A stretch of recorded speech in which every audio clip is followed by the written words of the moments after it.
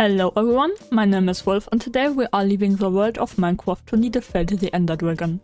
Now in hindsight, a creeper dressed as a Christmas tree would have been a bit more fitting, but we all love the only dragon in Minecraft, so here we go.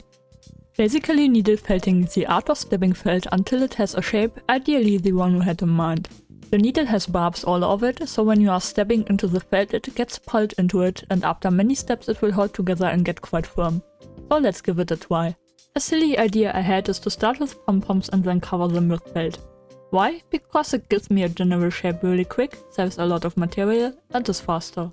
Though I've never been seeing anyone else doing that. So I start with connecting the smaller pom-poms together to form the neck and then connect that to the bigger ones being the body. So not worry about that falling apart, I add part of the felt now. The pom-poms hold together not that bad, but they still might fall apart, but when I work in that felt it will stick together. For the head I do the same again. I add small bits of felt here and there to bulk the body up and start to give it its distinctive dragon shape. Needle felting involves a lot of counter-aggressive stabbing, like a lot.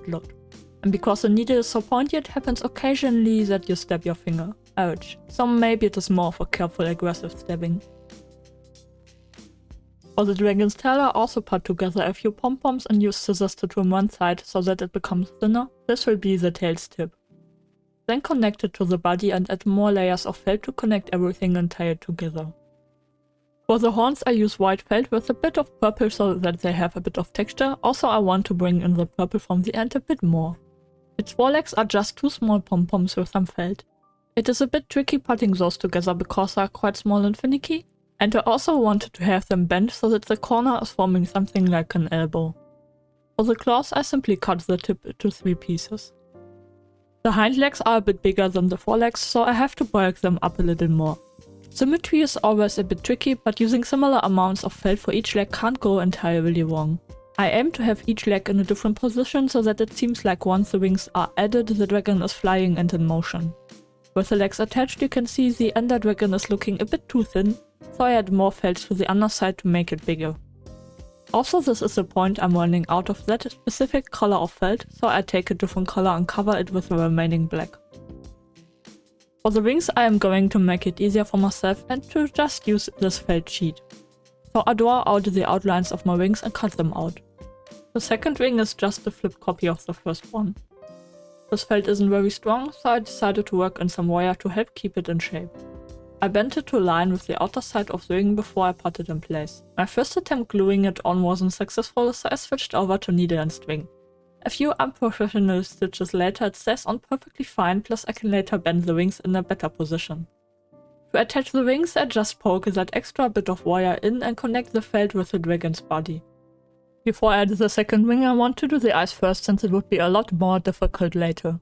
For the eyes I used a vibrant pink and for the pupil a dark purple so that it looks just like the Ender Dragon's ones. Obviously symmetry in the eyes is very important, at least when you don't want your dragon look like a derp, but I think I nailed it. To cover the wire and add the white parts to the wings I cut out stripes out of a white felt sheet, similar as for the wings, and glue them on. And with the second wing attached, the Ender Dragon is nearly finished. But the spikes are still missing, so I take small amounts of white felt with a tiny bit of purple, pour them between my fingers so that they form a ball, and then stab them carefully on. I didn't count how many spikes the Ender Dragon has, but I think my amount is fitting. To clean everything off, I trim all this fluff so that the dragon is looking a bit less fluffy. And with that, I call this finished. I'm definitely no expert and I'm honestly just guessing what I'm doing, but I'm very happy how this looks like. Have a nice holidays, a Merry Christmas, Happy Hanukkah, and thanks so much for watching. I hope you enjoyed this different content. Maybe I will do something like this again in the future, and also thanks so much for 500 subs. Until the next year, goodbye!